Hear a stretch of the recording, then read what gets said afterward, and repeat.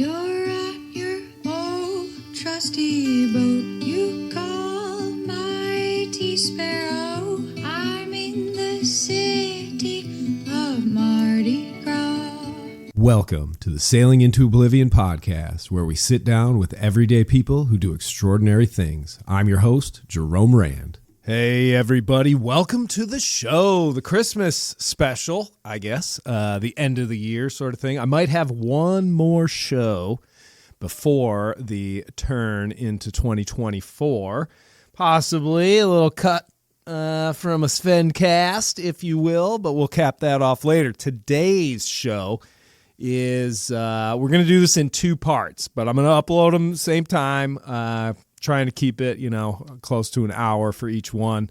But I had the privilege of hopping on board Cassiopeia 2, a beautiful old schooner that is captained and owned by Harold Neel. Now, Harold and I first met over in Fort Pierce when I was doing my presentation. We got to talking, and one of the things that I've always liked to do in life is dream big. Set your goals way up here. You know that old saying, aim for the stars, land on the moon, that sort of thing. Harold, besides having a whole lifetime of experience, sailing, racing, crewing, all sorts of stuff. I mean, his stories they're awesome. I would love to sit down with him again just to get deep into, the South Pacific and all the time he spent there and the Caribbean, all that. But he is dreaming big. He has this vision of having a fleet of schooners that are destined for humanitarian missions all over, wherever they can set sail to. It's really a beautiful idea. It almost sounds a little bit like Matt Rutherford's ideas of using sailboats for research vessels, all that sort of stuff. I don't know. It's a lofty goal for sure, but he has so much passion and enthusiasm for it. I didn't have to say too much during this podcast. Normally these are kind of conversations, but I also know that when I'm sitting down with somebody that has so much experience, sometimes it's just, nod and just listen. And I like to do that, every once in a while. I like to shut up and, hear about other people's experiences. So hopefully it's not too one-sided, but essentially I was just sitting aboard this beautiful, beautiful vessel. And, I just wanted to hear the whole story. So again, it's two parts. I'm going to break it in half in the most convenient place I can. And then the second will literally just pick right up. I'm not even going to do another intro or anything like that. So hopefully you enjoy this podcast, this conversation aboard Cassiopeia 2 with Harold Neel. Now, before we start the show, just like I always say, huge thanks. End of the year, all my supporters, holy cow, the Patreon family, all the people who have donated outside of Patreon with, PayPal, Venmo, shout out Sailing Vessel Kestrel. You know what you did, and I appreciate it. What can I say? I'm absolutely humbled that people would ever think that the content that I'm creating is worth any sort of monetary value. And big thanks from all the people who just listen, because you are the ones that are keeping this show ad-free, so it's not getting broken up and all that sort of stuff. So huge shout out for all those who have supported me for months, weeks, years, days. It doesn't even matter. If you can only do it for a day, that's awesome. It's all a huge help. So thanks. Big shout out there. If you want to join the family of Patreon subscribers, just follow the link in the description. The merch line, little news update. I cut all the prices down to pretty much next to no profit because I sort of figure, you know what? It's one of those things where, when you sign up with these companies, they do all the shipping, they do the printing, blah, blah, blah. I don't have to do anything. Essentially, I had it before in the guise of, instead of doing like a GoFundMe to get money for, Sparrow and sales and all that sort of stuff, I would much rather be able to provide something for an exchange. I think GoFundMe is great for a lot of like emergency things, your house burns down, all that sort of stuff, but I don't want to just start one, for I need sales. So I want to give you something in return. And that was sort of the thinking as far as the shirts and all that sort of stuff. And the pricing, I was kind of looking at it as like a profit thing, I guess. And having thought about it, I was kind of like, $60 is pretty ridiculous for a sweatshirt, even though they're really nice. So what I did essentially was go in and just cut it down so that I got them down to about as minimal as I humanly possibly can. It's like a 5, 10%, maybe 20% discount on some of the stuff, I guess. But if before you might have been a little bit like, whoa, that's a bit too much, maybe it's a little more in the price range now, because I figure, hey, if we can just get those shirts out there, great. So follow the link in the description for that one. And obviously, if you want to just donate via PayPal, Venmo, we got those links in the description as well. And then if you want the children's book, I had to fine tune it a little. I got the physical copy in my hand, and I was like, there's some little issues here and there, but was able to correct those. Soon enough, it'll be out in hardcover edition, where we'll have 3 of the 6 books in one and then 3 in the other. Right now, it's available for the Kindle, and then it's also available in paperback. And, it's like a 20-something page book, so it's pretty small, but there's going to be 6 of them. So, link in the description for those. If you got some little ones that might want to, get inspired to get out there and have a big adventure, it's pretty fun book, and the illustrations are awesome. It's so funny to look at those things. So, other than that, if you want to reach out to the show, sailingintooblivion.com and podcast button and contact the show. Whew, that was a mouthful. Holy cow. All right. So on with our conversation with Harold Neel aboard Cassiopeia 2. Thanks for listening, and have a wonderful holiday season. Safe, sound, enjoying your time with friends and family.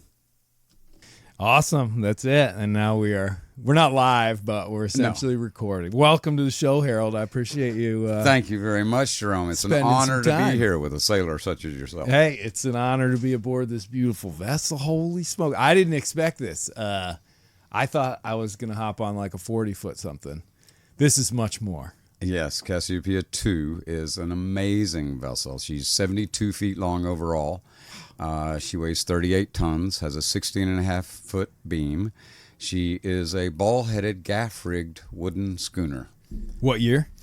She was launched in 1999, so she's not really very old. Oh, wow. And she's pine on double-sawn oak frames, and she's tiller-driven, which is astonishing for a boat this size. Yeah, I feel like you need a couple of people to just hold it. You don't want a lot of weather helm, do you? No. Well, oddly, as a matter of fact, this is the sister ship of the boat that I spent many, many years on, and the sister ship, generally speaking, helmed herself. You just tie the tiller off and watch her go. A little slocum action. So, yeah, it right. is.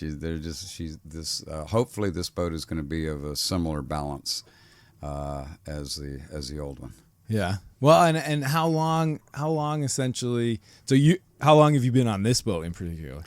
I acquired this boat 3 years ago. 3 years ago. Okay. But I got her in Savannah, and then we sailed to St. Augustine, and we sailed to Fort Pierce, and that's when I realized that I was going to have to do a full refit. Oh, really? And so then again, this is all part of a nonprofit organization called the Cassiopeia Schooner Project. Yeah. Which we'll get to that We'll story. get into it. Yeah, for sure. And so I managed to get a benefactor who allowed us to go into Riverside Boatyard, and I spent 2.5 years doing what I thought was going to be a 4-month refit. It's funny how that Funny goes, how isn't that it? goes Yeah, with right. all of us.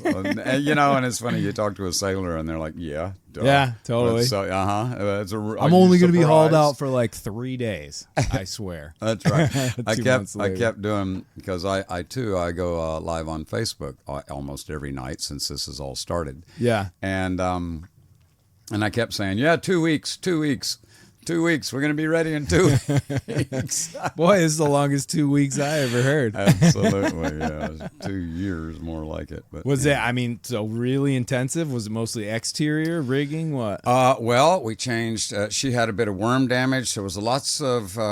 The history of the boat was that the boat builder built her, sailed her down to the Turks and Caicos. She hung out in the Turks and Caicos for a while, came back to Savannah, Georgia, pretty much just sat there. Yeah. And then he decided to sell her, and a guy bought her who actually called me because I had the sister ship in the Pacific, and he called me and said, "How do you like yours? I'm thinking of buying this Cassiopeia too." And I'm like, "Wow, cool, there's a sister ship. I would buy it if I were you. I love mine." Yeah. And so he did. And so he had her for 8 years, and she never left the dock. Oh, And geez, so yeah. this poor vessel has really hardly done much in the way of sailing. Yeah, its keel is sort of clean, And so to speak. So anyway, he had had her sitting there at the dock. Apparently, she'd been hauled out 3 years before. Apparently, he'd spent $250,000 on her.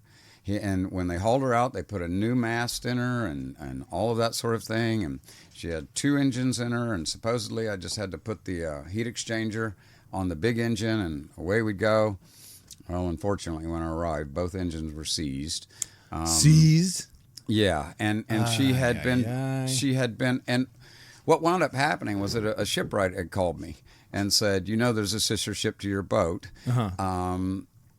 Gosh, we're going backwards on this story. It's all right, and I man. have to do some fill-in because I lost the other boat, and then this boat became available. And the shipwright called me and said, "Hey, ma'am, this guy's on this boat for this long. She sat at the dock the whole time. He's dumped all this money in her, but she's going to die at the dock being an Airbnb. How is your project going?" Because he had heard of the Cassiopeia Schooner Project, Yeah. which is about building some schooners and having one with doctors and one with marine biologists and one with circus people, and then using them as a nonprofit venture that goes around and creates well-being in coastal communities. Nice. And this was all dreamed up by myself and all my friends after I lost my other vessel due to a burglary in Vanuatu. Yeah. So then I'm back in the Virgin Islands. I'm promoting this project, and I get a call from the shipwright. Says, this guy's going to sell Cassiopeia 2, and he's going to sell her on Friday, and she's just going to rot at the dock being an Airbnb. The guy who's going to buy her is from up north, and he's just going to let her sit there at the dock and Airbnb her. And worst. so I literally had 5 friends get together and say, "Harold, this just has to be destiny." Yeah, This yeah. vessel looks identical to my old one.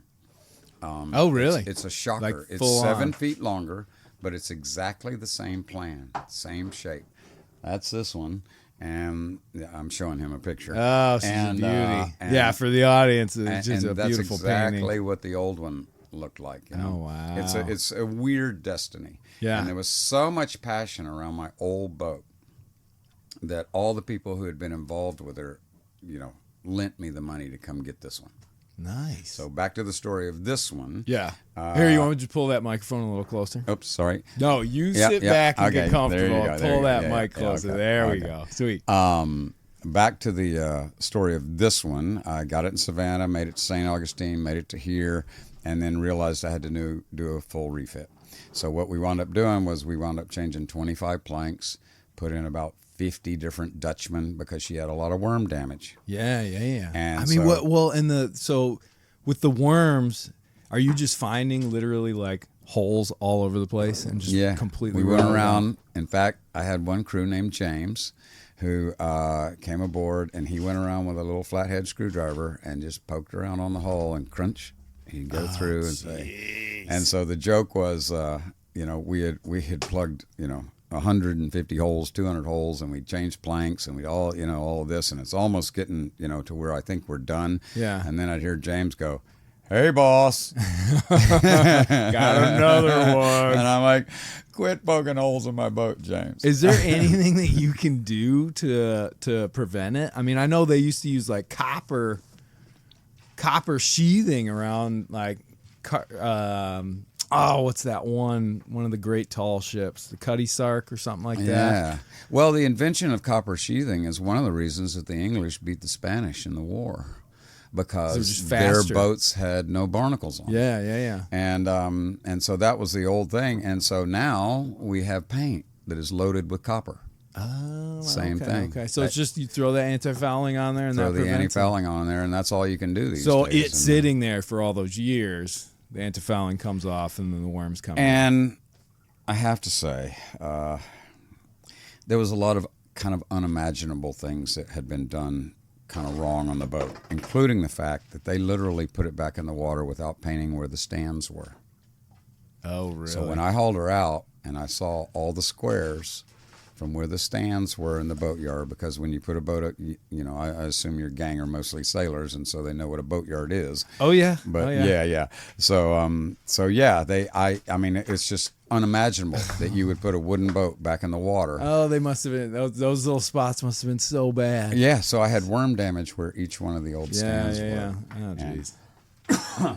Which required a number of planks and this and that, and so that was the whole bottom job part. And then I also had to redo the rudder post. Yeah. And so then we also changed the rig, because unfortunately, even though the masts were only 3 years old, they had gone soft because they used this 2-part polyurethane on them and sealed them up.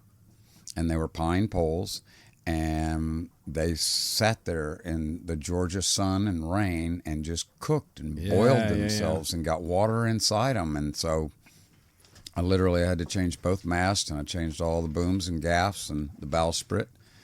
Jeez, that is huge. Yeah, so that's huge. And she came equipped with a rather unique situation, which was an 85-horse Perkins on one side and a 16-horse universal diesel on the other, Kubota, basically. And it's kind of a cool idea, because the 16-horse could run the generator, could help you motor sail, gave you 2 props when you were in the slips trying to handle a 72-footer. Oh, yeah. So nice. it's kind of a cool idea. It's like having a kicker. Yeah. You know, but it would only push the boat at like 2.5 or 3 knots by itself. Yeah. And so unfortunately, when I got there, as I said, both engines were seized. Well, I got the little one running, but I couldn't get the big one running. But I had a crew of old schoonermen and everything. And the idea was that we had to leave the slip in 3 weeks, because when we got the boat, the slip was owned by the other guy, and so we had to get out of there. Yeah. So I'd put a crew together to sail her straight back to the Virgin Islands, thinking that she was, competent for doing that. Right. And we get there, and oh my, there's so many things wrong. Like the deck, we had to repaint the deck because it was 2-part epoxied and so slippery that with dew on it, you couldn't walk on it. Like I said, the boat looked really shiny. Yeah, it was really pretty at the dock. A lot of lipstick. But a lot of lipstick, and like little things, like unimaginable things. Like the first time I tried to hoist the sails, they got jammed. It was no wind. I'm in the marina. I'm by myself. I'm hoisting the main. I get it kind of a third of the way up, and things are feeling funny, and I can't figure it out. And now I can't get it down. And so I'm hauling away on it, and finally I get it down, and I can't figure out what's going on. And I see that one of the blocks has blown its cheek off. Oh, a lot of friction then.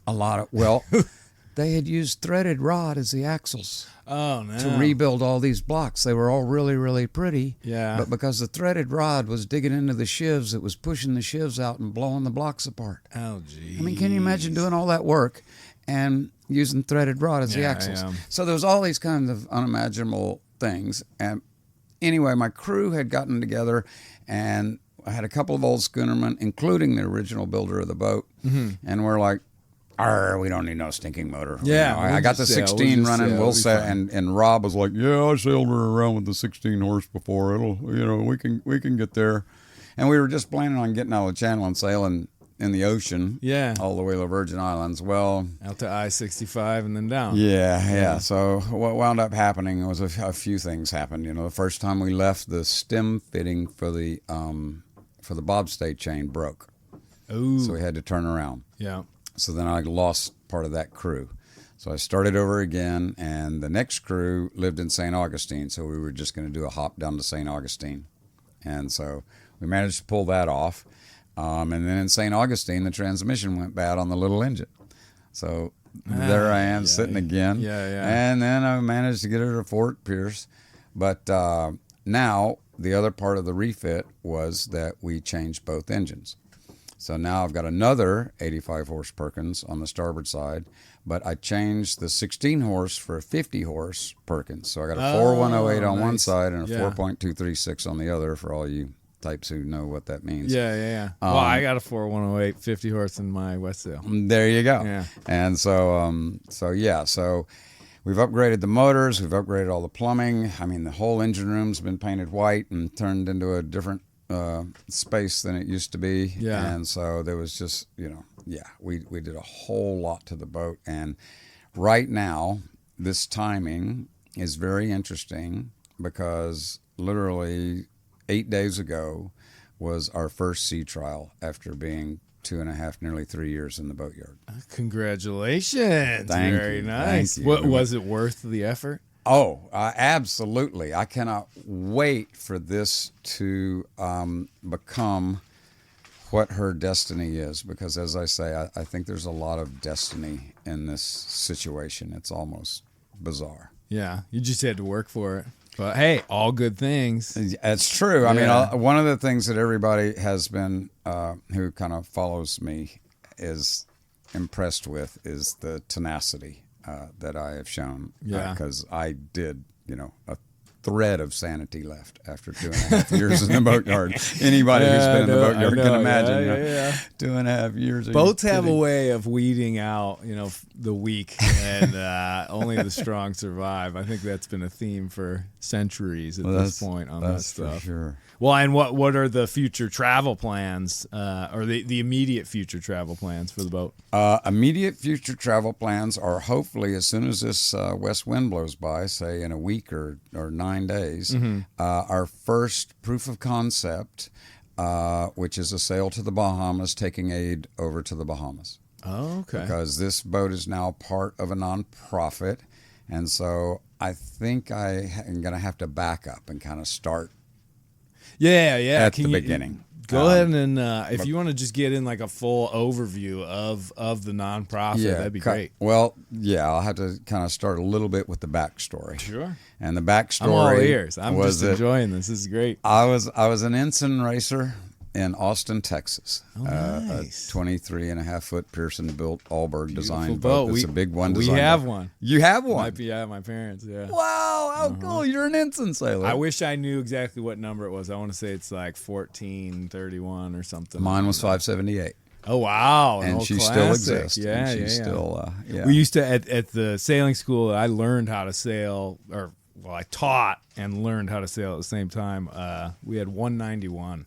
Oh, wow. And it was an in ensign. some of the best shape we had had. Just, somebody who really took care of it. Well, I have one claim to fame. I'm an ensign national champion. Oh, so you got the gold stars around the main? I won the nationals once. Or no, that's the world. It didn't count. No. You do get the gold stars around the main as an ensign okay. national champion, but it was the spring nationals. So it was kind of a fake nationals. Right. Because the 5-time national champion, 5 times in a row, was Dean Snyder. And he was in Houston. And the Nationals are always up in the Northeast because most of the fleet's up in the Northeast. Yeah, like Newport. So they finally decided to honor him by having a Nationals down in Houston. And all of our region was some of us were coming in 3rd and 4th and that sort of thing as well. And so they're like, okay, these Southern sailors, we'll go down there and sail in their waters for once. And so they did. And that particular regatta, I was staying with the national champion, who was the Commodore of the Houston Yacht Club, in his very flash house, and I had learned a lot from him. One of my philosophies about how to learn to do things is follow people who are good at it. Yeah, so I would follow Dean around. His name was Dean Snyder, and I followed him all around. And at the starting line on the first race, We were both at the pin end, and I tried to duck him and get in between him and the pin. And he screamed at me, "No, Harold, you're not going to make it." And I didn't. I hit him like 1 foot from his transom, knocked a hole in his boat. Oh, no. Spun him over onto port in front of the whole rest of the oncoming fleet. Created this huge cluster mess. And welcome to Texas. yeah. And then we did a 720 and won the race. In fact, we won every single race in that regatta. And so that's my claim to fame. My claim to fame from the very beginning. So that led to the real story happening, because I drug the boat up to Newport to race in the Nationals in Newport the very next year, and that's when I saw the big boat scene. Yeah. I'd never really known about it. I was just a little Austin, Texas lake sailor, and so here I am, this hippie dude running around in Newport with my little boat, and it's a different world, isn't it? And so I had a little architectural construction business, in my early 20s. I didn't even get out of architecture school till I was 23, so I hadn't done much yet. But I had just landed the biggest job of my career, American dream coming true, And so I'd gone to the bank, and they were going to lend me some money for some Bobcat and this and that. And so I'd gone up to Newport with this in the background, had this bid, hadn't really signed anything yet or anything. And I get up to Newport and I see all these guys on these monstrous boats going and seeing the world and sailing. And I'm like, "Harold, what are your passions?" Every year around Christmas, I go traveling down to Guatemala and Belize. I love to travel. "What's your favorite hobby?" "Sailing." These guys are getting paid to travel and sail. Yeah, right. If you go back and you start this job, it's going to take 4 years. You're going to wind up with 1.8 kids, 2.2 cars. You're going to have a white picket fence around you. This is a no-brainer. I'm out. I went back to Texas, gave away my job, and to some of my other buddies in the construction business, got in my car or a van, and drove back up to Newport, Rhode Island, where I'd met a woman that I'd fallen in love with. The plot thickens. We put her, there's always a love story in every good story. And so, I fell in love with Kristen while I was up there in Newport. And we put our names up on the board and said, experienced racers, but no blue water experience. We'll do a delivery for free. Oh, there you go. The thing that sealed the deal for me when I was up there in the regatta was it was the first time that Shamrock and Endeavor were coming together. The J-boats, The J-boats, because the lady from the Bristol Mars Fortune, I can't remember her name, but she had bought Shamrock, and she didn't have anybody to play with. So she bought Endeavor, sorry. And so then she gave the Historical Museum of Newport all the money to refurbish Shamrock. So they were coming together. And so there was this huge spectator fleet. We just finished the Ensign Nationals, and we were sticking around because I was flirting with Kristen, me and my buddy Tom, my best friend, Mighty Tom. And so we're hanging out in Newport. We don't want to go home. And next thing you know, I go out single-handing into this fleet of spectator boats. Yeah. And my ensign. And I got my racing sail up, so I don't have a window in the jib, and I can't see underneath it. So every time I go down low to try and see underneath it, and there's all these multi-million-dollar yachts, and I realize if I hit one of these things, life is over. Go back to Texas. Like, go back to Texas. So I just tack all the way over the edge of the fleet, and then beat my way out into out of the harbor, away from the whole fleet. And then this thing that happens in Newport that doesn't happen in Austin, Texas, a light fog came in. And I'm like, holy smokes, I can't see. Where exactly are we? Where is that? But I knew it was dead down. So I turned and set the chute, and I was headed dead downwind back into the Newport Harbor, and I went up to the foredeck to do a jibe, and I can single-hand jibe, but you just lean against the shrouds, and it makes you carve. And so I do this nice little jibe, and as I'm holding on to the pole, I turn around and look, and on either side of me, literally 20 feet away, are these 10-story high spinnakers with Shamrock and Endeavor coming past me at 10 knots, and I'm right in between them, and I'm just shocked. I'm standing there with my mouth hanging open. I don't even know. I'm just like, oh man, and they're both clapping. good jibe, because it had been a good jibe. It was a perfect. The chute didn't flutter, nothing, you know. And I was all by myself, and it's like, and those boats went by, and I'm like, oh my goodness, what must it be like? Yeah, right. What must the adventures, the travel, the crew, the women, the what must it be like to be on one of those boats? Oh man. Okay, that's it. I'm going to sea. That's it. I'm done. I'm dusted. It's the world telling you something right there. Yeah, and so that's where the whole dream started, was in Newport. And then Kristen and I put our names up on the board and wind up getting a delivery. And we do a delivery that is my first storm story. And it's we left Newport in late November. Oh yeah, I know about leaving in November. Bad idea. Yeah. And so we were in a Gulf Star 60 with a very inexperienced young English captain. I didn't know anything, of course. Right. And Kristen didn't know anything. Where were you guys headed?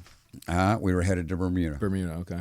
And we got off of Hatteras, about 200 miles off of Hatteras, and got caught in an eddy of the Gulf Stream or something, and 70 knot norther, and lost the helm. And we had 50-foot seas verified by the Coast Guard. So 50-foot seas, Coast Guard talk, means 100-foot faces. It was perfect storm stuff. Yeah. It was unbelievable. I've never been anything like it since. Right. But we were surfing down these waves, and then the helm broke, and then we were floundering. And the boat would rise up on the wave like that, and then the water would wash across it, and we would heel over past 90 degrees to like 110 degrees. We were all huddled in the settee, underneath the settee table, holding onto the poles. So when the boat went upside down, we'd crash up against the bottom of the settee table and then fall back down on the floor.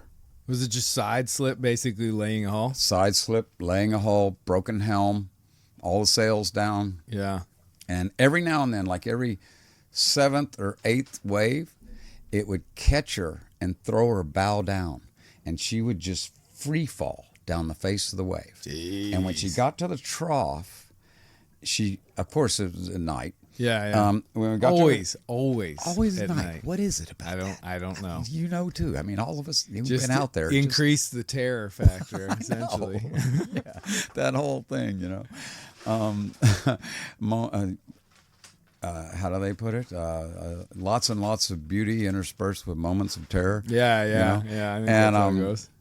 So yeah, the boat would just bury its bow, like all the way to amidships. Yeah. Like it's going straight down. Plunge right in. You know, and then it unbelievably would pop up, and then we'd do the up elevator ride and then the down elevator ride on the other side with the little go upside down at the top. Jeez. And we did that for like 10 hours. And then the roller furling line broke. And that's why I don't use roller furling. I'm telling you, mate, when we get to the top of the wave, the jib was out now. Yeah. And 70 knots, it was going to tear the boat apart. We knew we had to get it down. And, you know, I mean, it's funny because when you come off the top of the wave and you get down just enough where you're out of the wind, it's creepily weird and it's quiet. Eerie. You've probably been in those things. Times. You know? Yeah. Like I got a real kick out of your show, and you're using the video to try and show sea state. Yeah. And it's just it's impossible. It's like 10%. Yeah. You know, I mean, you look at it and you go, "Oh, come on, man! I was about to cry. I was so scared." Like that doesn't look too bad. It looks, it normal looks like day. a day Like, sail. nah, you don't understand. You know? Well, and I mean, with that footage, like I said in the talk, when it gets to a point, you put the camera down. Oh yeah, you can't. You know, it's not like I had mounting stuff and all that. Yeah, you don't have time for recording those moments when you're scared too. It's not. Yeah, it's not a priority at all. But so just to finish off this storm story, I'll try and get to the did you end up getting it down, or did it just shred? So we can move on. So we had to get it down, and it's one of those roller furlers with the stupid little Allen setup. For the wire halyard that goes up in it, so you got an Allen wrench key thing that has a sprocket on it. Good luck. Luckily, I'd worked on the roller furler before we left, so I knew how it went. So I went up there with a little Allen key, you know, and the first mate came out with me, and so we were out there, and he was tied to the mast, and I was up there in the bow pulpit. Yeah. And every time the boat would go upside down, I'd just hold onto the anchor with my feet propped underneath the bow pulpit, right? Yeah. Because I'm when we'd go up envisioning this, and the wave would hit it sideways, and we'd roll over like that, and then we'd slide down the back of the wave, and while we're sliding down the back of the wave, we'd pull some in, pull some in and pull some in. God. And we were getting it down, and then she did the catch and face down the wave. And now me and him are just sitting there holding on to this jib, and we are free falling, bow down, pointed at the ocean, 10 stories, 100 feet. Yeah. We're falling, free fall, pretty much. The keel's in the water, I think. Yeah, but maybe. And then it does what I said. We hit the trough. And I remember. Oh, you guys are up there now. We're on deck. I'm Full on experience. deck. And I remember seeing this happening and watching the water come. And then I turn around and point my back towards the sea and hold on as tight as I can. And I remember the water rushing past my foul weather gear. And there was this little pocket of air. And I took my last gulp of air out of that little pocket. And then and it was so quiet. It was so weird. I could hear and kind of see the bubbles going by, from the glow of the bow lights that were still on.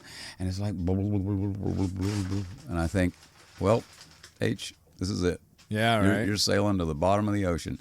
And then, I'm holding my breath, and woof, it comes back up. And so this is the second time I've been at sea. We had done one other delivery down to Florida with an old fisherman dude, and it went really great. And we did a little bit of the ditch, and anyway, it was real fun. And so my second time at sea, threw you in the deep end. It threw me in the deep end, and unbelievably, we wound up back in Newport. Me and Kristen. How many days then after that? It was that storm only lasted another 10 or 12 hours. Nice. And so then we were in flat calm motoring. Yeah, right. And Sucked that's when I've got a little story in my book about that. I should. Do you mind? Can I read it? No, not at all. Okay, go ahead and grab it, man. Because it's a very you'll like this. You'll like this because I bet you. This is great. No, I bet you've actually seen it too.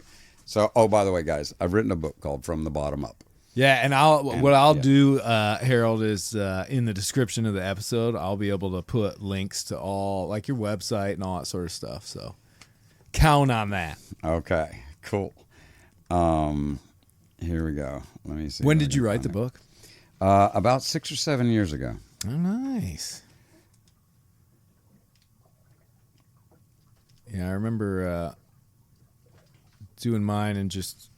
Like, after the whole thing was finished, I thought to myself, I was like, if you'd have told me 20 years ago that I'd have, like, a book about sailing alone around the world, you got to be kidding me. And then you have it, and you're sort of like, wow, this is pretty nice. So here you go, guys. Here's a little excerpt from the book, and it's about the next day, because it follows this storm story. Okay. And oops. We've got somebody working on deck, so it's called The Edge by me. And it goes like this. Gee whiz. It goes, day and night meant nothing, but it was night. Asleep and awake seemed like the same, but I was awake. The storm that had punished the boat for days was over, and the sea was calm. The surface of the ocean was so smooth that it was invisible. The air was so clear that a black hole could have been seen. As I searched the horizon, I realized I was searching for the horizon. There was none. I rubbed the salt crust from the edges of my eyes and let them water to try and get some focus. They were focused. The stars were as sharp as needles, with tips white hot. I rattled my eyes from one star to another, beginning above my head and then working down to where the horizon should have been. It was gone. When I was looking down past the lifelines into what should have been the sea, I realized that the stars had taken over and surrounded the boat. I started to shake my head to clear it of this illusion, but stopped. the thought came to me that it was possible that I had sailed off the edge of the world. I looked up and back down, and still there was no trace of the horizon. That ever-present line that defined the edge was gone.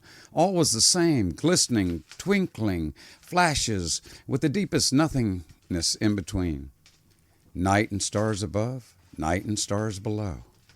I had a fear that was half elation as my weary mind grapped with the sense of sailing through the heavens. Nothing of me could move save my neck. Rolling my head up and down, my eyes continued to register the impossible. But I believed it was possible off the edge of the world. From far away, the drone of the diesel engine slowly came to my ears. With it came the conscious need for an explanation. I decided to look and see how the prop could be pushing the vacuum of space to move the boat forward.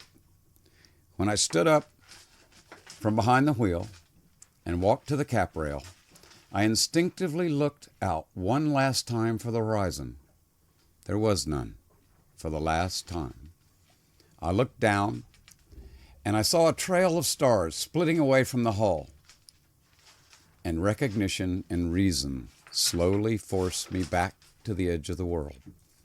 The sparkling flashes quietly became the familiar glowing lights of tiny, iridescent, luminous ocean organisms, and began to separate themselves from the reflections of the all-too-brilliant stars. I looked back up, and it was there, the faintest, finest line between thousands of heavenly twinkles and thousands of ocean twinkles. It brought me back to the sea. A brief sense of loss faded into a warm feeling of homecoming. I will always believe that I am one of the lucky mariners who have sailed off the edge of the world only to find himself blown back into the hands of Mother Ocean, a wondrous gift for a simple man such as me.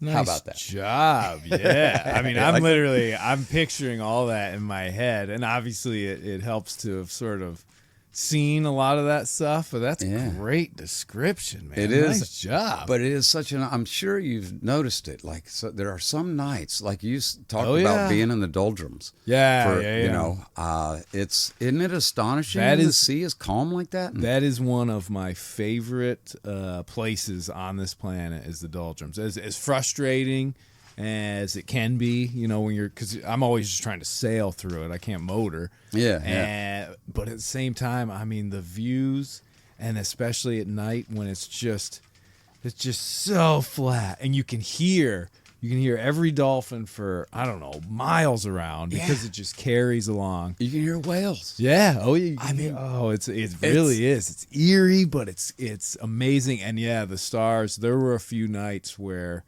you know, I would sleep on deck, no sails up, boat's rocking just a little.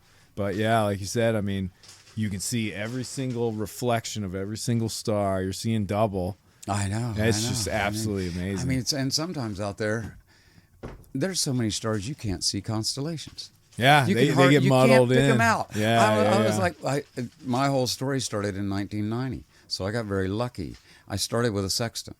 Good man. Yeah. Yeah. So there were no, you know, the Loran was just coming Loran, out. but yeah, you know, I but mean, that's still, only you on couldn't shore. trust it, and it's by any it's means. only, you know, it's a FM signal. It's only on shore. Right. So you know, or within, you know, 20 You still miles, whip it out every once in a while?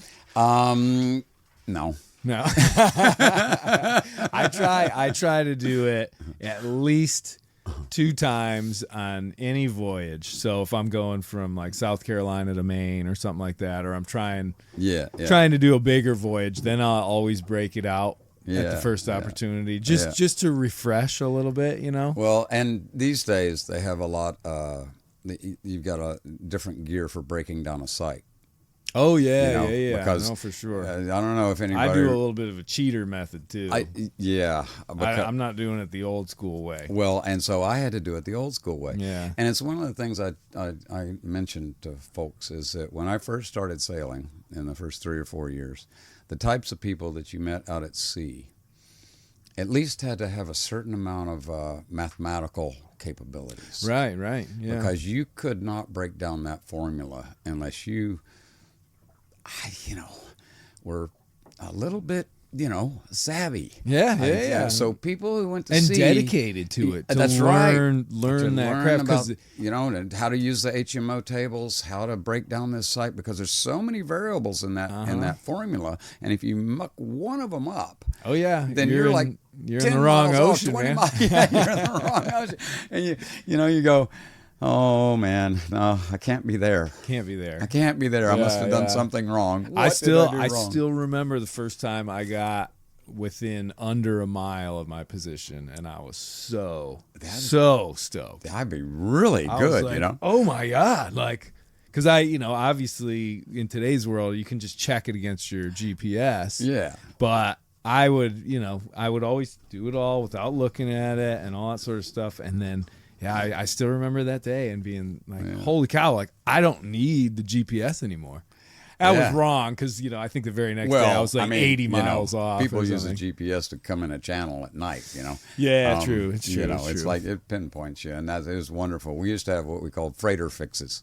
Because the guys on the freighters were, running their kind of same courses and all that stuff, and they had really good navators, Oh yeah, and so if you saw a freighter, you'd always call them and ask them, "Where am I?" Yeah, right. We used to. I learned over in the Solent and did all my sort of schooling as far as navigation and all that, and I was lucky to do that in the early 2000s when the RYA wasn't even teaching GPS. Yeah. So it was all old school pilotage, blind navigation, and I think shortly after that they sort of stopped doing that and started focusing more on the GPS, the electronics. Yeah, and I guess rightfully so in some ways. It's true. I mean, I had a buddy of mine who was he became a yacht or an ocean master, and he had to. They still make you do the sextant stuff, and he told me this great story. He goes in there.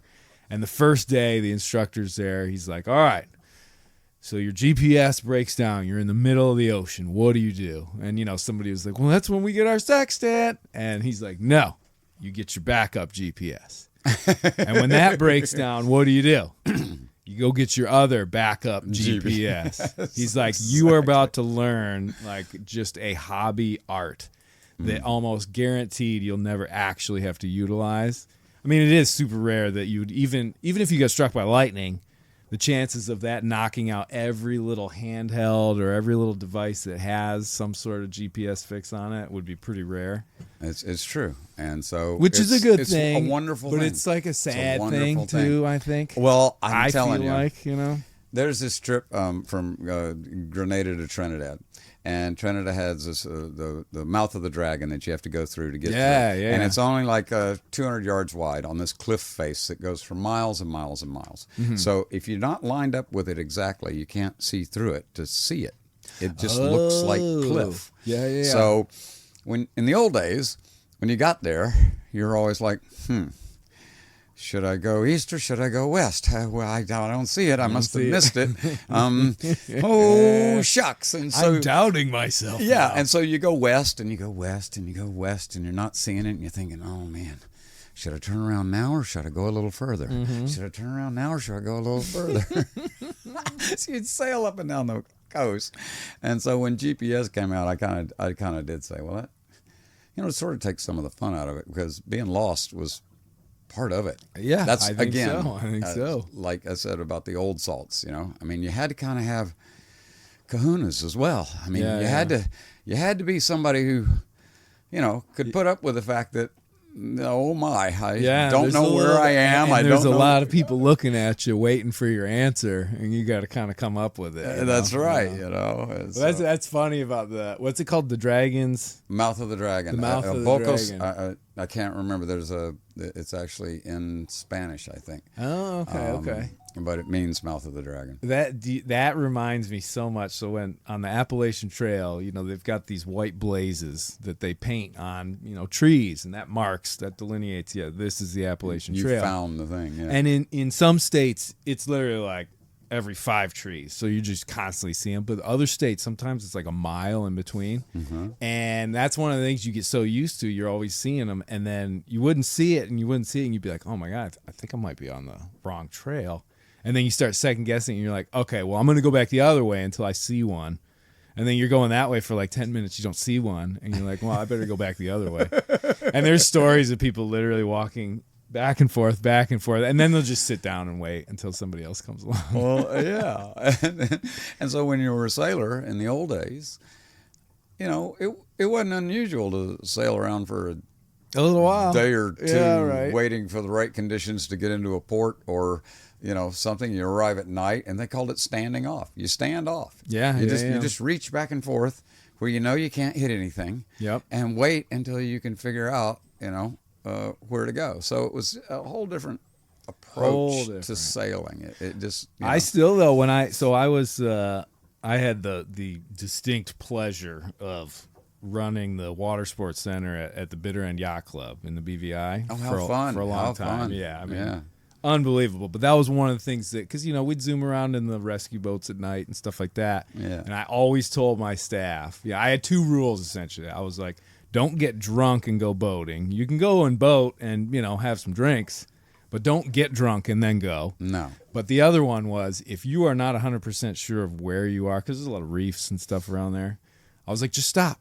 Stop and wait until you know exactly where you are. Regroup, and then go ahead and start going. Because if even there's a doubt in your mind, it could be real trouble, especially if you're flying at, you know, 15, 20 knots in a little rescue boat, you know. Yeah, yep. Rules to live by raced. Jerome Rand. There you go. Just stop and regroup. And don't just blast on. I raced in Foxy's Wooden Boat Regatta. Yeah. Because I had Coral Bay as my home with the old boat. Oh yeah. Yost would have been. What do they? Well, I guess it's about the Soggy Dollar. That was the one they always said. A sunny place for shady people. That's right. You would have fit right in. I definitely. We were famous in the Virgin Islands for a long time. I don't doubt it. There's always that place is pretty full of characters, and man, it was so. I was so fortunate to be able to call that place home for as long as I did. Yeah, me too. Coral Bay is an amazing place, and all the people there are what has created what I've got going on right now. Yeah, to be quite honest, they're my biggest supporters and all that sort of thing. Well, the relationships that we forge, and this is something I think more and more of as I get older, but, you know, it really is, it's what creates the storyline, it creates the narrative of your life.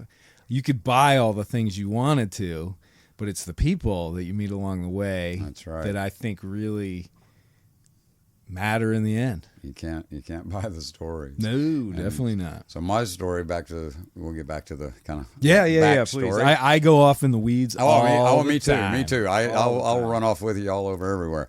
But we'll try and keep the theme. So anyway, we've done a couple of deliveries. We get down to Key West, and we're trying to become crew on other boats, me and my girlfriend. Mm-hmm. And what wound up happening was this incredible dream come true story, where we met a guy who had a 63-foot wooden schooner, went sailing with him a few times, affectionately known as Uncle Bud.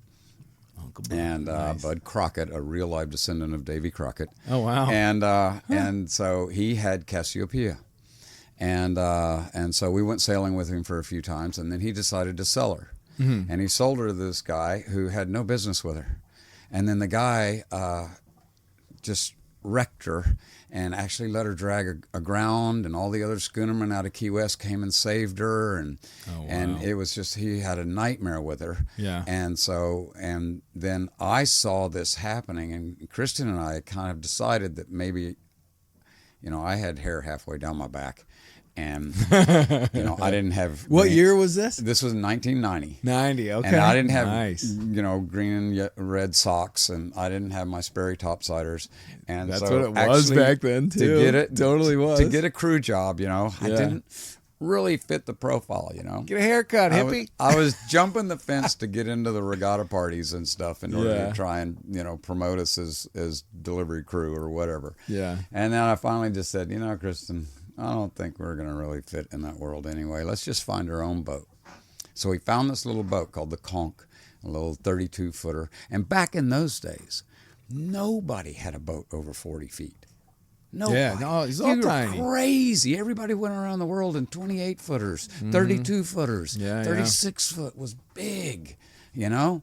And so we had found this little 32-foot thing with a hole in it. And I thought, well, maybe we can fix this and do that. And then meanwhile, Uncle Bud sold Cassiopeia. And the guy who bought her was getting in over his head.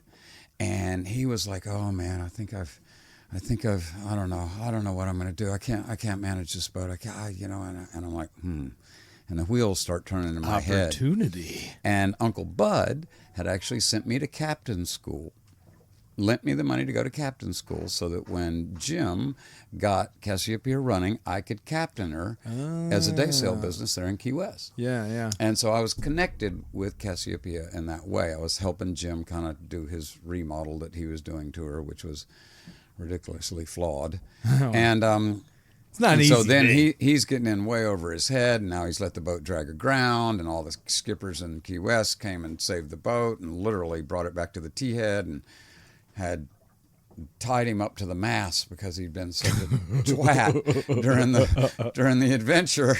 He sat Let there the punishment at begin. the Key West bight screaming until a tourist came and untied him. So anyway, he was at wit's end, and so he took the boat back out, dropped it on the pick, and then Uncle Bud calls and says, "How's Cassiopeia doing?" Because he'd been hearing the stories about her being, Yeah. And I said, "Dude, she is in serious trouble. Serious trouble, man. She's out there laying on one hook. The decks are all opened up. The engine won't start. I just went over and had a look at her. I haven't even seen him out on the boat in the last week." And Bud says, "Will you tell him he better get me my money?" And I'm thinking in my head, oh, he owes you money for the boat? I thought he bought it. And so then a plan hatched. So then I went and found him. And he had been an attorney in Cleveland, and now he's working at the ice cream store at Key West. He's literally losing his marbles. Oh, wow. And so I approach him and I say, "Jim, Uncle Bud needs his money." And he goes, "Oh, well, I'm going to sell my house and I'll get him his money. Don't you worry. You tell him I'm going to sell my house and get him his money." I said, "Well, how much do you have in it?" And he gave me a number, and I'm not going to ever talk about those numbers. No, that's but all right. And I'm like, "Okay, wow, well, okay then." And so I went back out, and Kristen and I went over and looked at the boat. And I said, "Kristen, what do you reckon about this boat? I think we could make a play for this boat." And so we looked around on the boat, and it was a disaster. He'd done this interior remodel, gutted the galley, gutted everything. It was a disaster. Was it similar to this? It was almost identical. Oh, okay, I mean, that's okay. what's so creepy about this. Yeah, This is yeah. a weirdest destiny thing. I'll have to show you pictures of the old boat. I mean, it's unbelievable. It's almost the identical boat, only this one's 7 feet longer. Right. So anyway, we look around, and I find his real estate agent's card. And so I call his real estate agent and pretend I want to buy his house. And she's like, "Oh, I've got these other contracts that are better. This guy's not a motivated seller. He's not." I said, "There's not a contract out on the house?" He said, "Oh, no, there's not a contract yet, but I got these other properties I'd love to show you." Yeah. And I'm like, "Oh, okay, well, I'll get back in touch, thanks." And I realize he's not going to sell his house. Yeah. He can't pay Uncle Bud. So then I go back to him and I say, "Hey, mate, if I came up with what you've got in it, would you, get out of it?" He's like, "Oh, please help me get out of this. Please." Nice. So then I just had one more thing to do. I had to come up with that money. Yeah, right. And then I had one more thing to do. So I went to my boss at the time, who was John Smittle, who worked at Southernmost Sailing down there in Key West. Mm-hmm. And I'd been working for him in a bareboat company, learning about all these boats and sailing and trying to learn all the stuff. And he allowed me to work on the refrigeration. He taught me to splice. It was like, great. And so I come up to him in the morning, and I sit down at the picnic table because we got boats, people coming to check onto the boats. And he's a ex-Vietnam fighter pilot. Navy dude, right. And he's got that stare, So I sit down across from him. I'm sitting there quietly, and he's trying to burn a hole in the back of my brain, staring at me. And he kind of starts getting this little smile. And I said, I found a boat, John. I told you I was going to find a boat and run off on you. And he said, really? What boat? I said, Cassiopeia. He said, everybody knew her. He said, that is a lot of boat. And I looked at him, and he looked at me, and he's burning a hole in me. And he starts to smile. He goes, you need money, don't you? And I said, yeah, but look at it this way. You got me for a year. I'll give you half my pay for a year to pay you back. And so I got the money for the deposit. Then there was one more phone call to make. Uncle Bud. Uncle Bud. So I call Uncle Bud, and I say, Uncle Bud, you know that Cassiopeia is in big trouble. And that right now, she's basically worthless, sitting out there on the hook and all of that sort of stuff. Jim's not going to be able to come up with the money. But I've talked to him, and I can get him out of it if you're willing to finance the rest for me. And the phone was quiet. And quiet. Leaving you hanging. Quiet. Yeah. And I'm sitting there, I'm sweating from one armpit. It's like, I'm thinking, did the phone go dead? And he goes, okay then, get him the blank off the boat. Yeah, right. Oh, I'll bet. I'll bet he was so relieved. And I hung up the phone and I went, did this really happen? Did this really happen? Do I now have a 63-foot, 28-ton gaff rig schooner? Did this really happen?